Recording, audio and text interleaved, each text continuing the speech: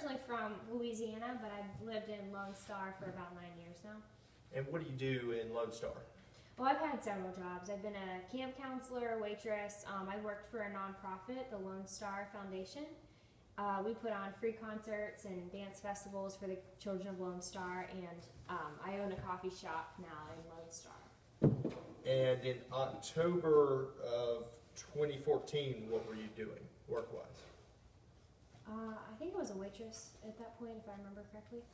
All right, do you remember the events of October 2nd, 2014? Yes, sir. And were you working that night? Yes.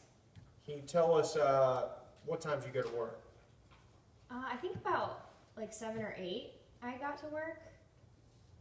And how'd your shift go? Shift was fine, you know, busy night. But I'm friends with all the people in the restaurant where I work, so we had a couple of drinks together behind the bar. It was the bartender's birthday, so we were celebrating. About what time did you finish your shift? 1:32. What'd you do after that? I was trying to go to the 7-Eleven. My cat needed food. I left work. Remember, my cat needed food. Drove to 7-Eleven just to pick up a can of cat food and go home. When you were pulling into the 7-Eleven, did you see anything? Yeah, it was really weird. I pulled in and I recognized this guy I know casually from around town, Pete, and he was getting beat up by another guy in a parking lot. How long have you known Pete? I've known Pete casually 2 to 3 years, I'd say. Would you say you're really close? Oh no, not at all. And when you pull up, you said that you saw an incident? I saw the incident? Yes. Yes, sir. Is that right? I saw a guy punch Pete. But prior to that, did you know that an altercation was going on? No. So had anybody called you and asked you to come to the 7-Eleven? No, like I said, I was just going to get some cat food. And you pulled into the 7-Eleven. Where did you witness the incident? Was it on your left side or your right side? I don't remember. You were in the courtroom earlier today for some testimony, isn't that right?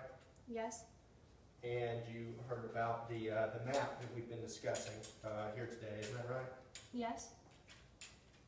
And so, does this help kind of show you where? Yeah. I think I was driving down the street, and then I saw to my left. I was able to observe the fight that was going on as I was driving down the street. And did at any point did you pull into? Your Honor, may I reposition myself? You may. At any point did you pull into the parking lot? Yes, sir. I pulled into the parking lot, and then I couldn't park there just because of the altercation that was going on, and so I moved and parked in the Bullcrabs parking lot. And just to confirm, is that here on the right side? Yes, sir. So as you were pulling in, you said you saw over your left shoulder was the incident. Yes. And that would have been on the driver's side? Yes. All right. And let's discuss specifically what you saw. Who was standing where? Pete was standing in his car. It kind of looked like he was like trapped behind the door of his car. And then I saw William James standing on the outside of the car, egging him on like he was trying to start a fight. Was Willie James the only person that was outside the car? No, JT Sanborn was in front of the car. It looked like he had his hands on the hood of the car, like stopping Pete's car from being able to pull out. All right, and you said Mr. James was also on the side of the car, or where was he? On the driver's side. So what was in between Mr. James and Pete? The door, yeah. Pete was behind the door, trapped by Mr. James. Then what did you see? You said egging on, but what did you see after that? I saw James hit Pete, punch him. How did Pete react to that? I mean, Pete, he looked really scared. He looked scared, and I know they got into a fight after that, but I know that Pete had been egged on into the fight. Did you see Pete hit Mr. James with a flashlight? No. Why didn't you see anything like that? I mean, I just didn't see it. It was dark. It was after 2. I was driving at the time, so I pulled into the parking lot, saw William James throw the first punch, but I was still driving, so I pulled into the Bull Crabs parking lot as I was observing. Was anything blocking your view when you were parking? I mean, there were some trees, but I didn't really feel like they hindered my view at all. At one point, did you get out of the car? I got out of my car after I parked it, yeah. How far about would you say that you were from where the incident was going to where you parked? About 15 to 20 yards. Still So- within observable area. And so did you walk towards the fight, or what happened? Yeah, I walked towards the fight. I saw some cops there, and I was a little hesitant to walk right up to them and tell them what I had seen because I had been drinking over, probably about a 6 hour time span I had 4 or so drinks. So I wasn't overly aggressive to speak to the police, but I still had observed them there. So I kind of hung back for a little bit, observed. And then I told the manager of Bull Crabs that, hey, there's a fight going on. It looks pretty bad. My buddy Pete is getting beat up pretty bad, and I wanted the manager of Bull Crabs to call the police. After the incident, have you spoken with Pete about it at all? Yes. Did you discuss your testimony specifically, though? My testimony? No. How would your relationship with Pete, or even speaking with him after that, how would that affect your testimony here today? Oh, it wouldn't at all. I mean, I'm casual friends with Pete, but it wouldn't affect my testimony. And I mean, we're friends, but nothing that I would risk being charged with perjury over. How would you drinking earlier in the night, how would that have affected what you saw or remembered? Again, nothing at all. I had 4 drinks over 6 hours. It was very casual, so it wouldn't have affected my testimony at all. And lastly, how would where you parked in relation to where the incident was, how would that have affected what you saw or what you remembered that evening? Well, like I said, I was driving as I was seeing. I had a clear view of what was going on. Saw Pete get hit by William James first, who was the initial aggressor. Observed that. From there, pulled into the Bull Crabs parking lot. So it didn't affect it. All right. I have no further questions. Please answer any questions the state may have. Any cross-exam? Yes, Your Honor.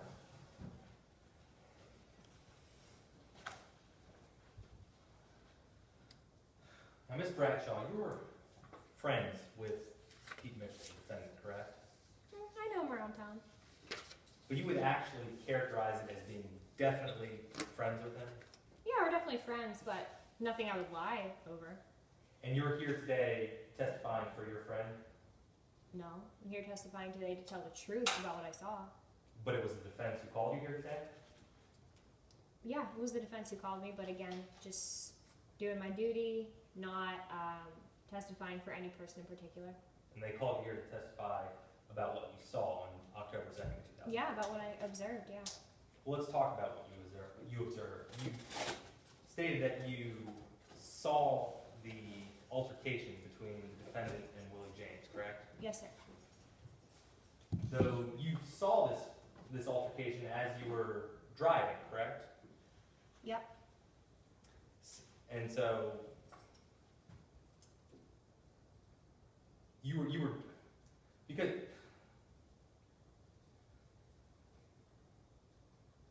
you didn't see the beginning of the altercation, did you? The very beginning, no, but I saw William James egging on Pete, and then I saw him punch Pete first. So I let's saw talk- enough. I saw enough of it to know what happened. So let's talk about that. You said you saw Willie James egging on Pete Mitchell, correct? Yes. And do you recall speaking with a private investigator about this incident? I believe so. And would you recognize that statement if I were to show it to you today? Maybe.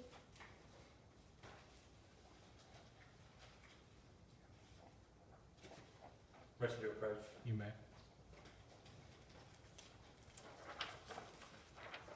Now, this is a summary of the conversation you had with an investigator, correct? What part? All This of it? document, yes. Okay, yeah. And this is all 1, 2, 3, 4 pages of it. Mm-hmm. And this is actually your signature on the last page. Yes. Now, I'm going to direct your attention to the 3rd page. Okay. And if you could just read along while I read this out loud. It says, I reviewed Kelly's statement that she made to Officer McNulty. Kelly stated that she has no idea what she was referring to when she says egging on. Mm-hmm. Did I read that correctly? Yeah, you did. I mean, just because I can't remember specifically exactly what I saw when I say that Pete was being egged on, I know I saw it. That doesn't change the fact that I saw it. But you had no idea what they were referring to when he mentioned egging on? No, but I know I saw him being egged on.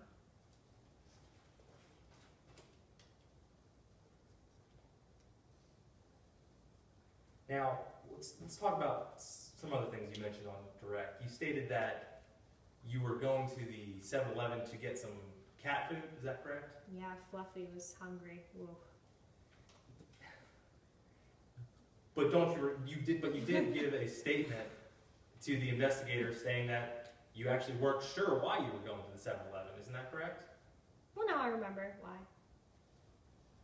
To get some cat food. Yep. Not to possibly get something to eat. I may have been grabbing some chips along with Fluffy's food.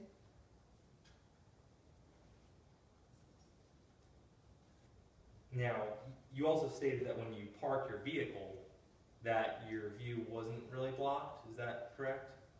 I don't think so, no. Now, if I could redirect you back to that same document, if you could just read silently as I read this aloud. Kelly remembers that she parked between 2 cars and one of the cars was blocking her view once she parked. Did I read that correctly? Yeah, you did. So your view actually was blocked after you were parked, correct? Oh, did you mean when you asked me before, you meant specifically when I parked? Yes. Was my view blocked? Yes. Oh, I thought you meant when I was driving into the spot. No, when you were parked, after you parked, your view was blocked, correct? A little bit, yeah, and then I got out of the car. Now, you stated that you told you stated on direct that you were driving when you first observed the altercation, correct? Yes. But you told the police that you had parked and were already walking up to the altercation when you first observed it. The fight was going on. I don't remember. And you had some drinks that night, correct? 4 drinks over 6.5 hours. Yeah. So you were not intoxicated? No. But you actually stated that you definitely weren't able to drive, correct? Yeah, I definitely wasn't able to drive, but the legal limit to be able to drive is a lot different than feeling super intoxicated. So that's why I didn't go up to the police to tell them what I had seen, but I didn't feel like I was drunk by any means. Now, do you typically drink and drive? No, I don't. But I didn't feel like I was drinking and driving that night because, like I said, I wasn't intoxicated. But according to the legal limit, you would have been drinking and driving. Maybe if I had. Objection, Your Honor, how's the witness supposed to know, based on legal limit, this is a lay person, and knowing what, she didn't have a breathalyzer or anything to tell her whether she was over the legal limit or not? Response. Your Honor, I'm not sure what the exact objection is, but this witness, it doesn't matter if she actually was over the legal limit. I'm merely asking to figure out if she believed she was over the legal limit. I'll overrule that. You can ask that question again. Did you believe that you were over the legal limit that night? I have no idea. I wasn't breathalyzed or anything. So. But you definitely weren't able to drive? I don't know. You don't know if you were definitely able to drive or not? No, I had a few drinks, but I didn't feel drunk, so I don't know. Is it your testimony that you definitely were not able to drive? Yeah, I don't think I should have been driving, but I wasn't drunk. And you typically don't drive when you think you're not able to drive, do you? I'm confused by that question. When you believe that you're not legally able to drive, do you typically drive? No, I wouldn't. I wouldn't drive if I thought I was going to be putting somebody in danger. And you stated that you definitely weren't able to drive on that night, correct? I believe so. Yeah. So you went to the 7-Eleven, though you believe that you definitely weren't able to drive because you needed to get some cat food? Objection, Your Honor, asked and answered. Ms. Sustained. Bradshaw's not on trial here. Sustained. Move to strike. It is stricken.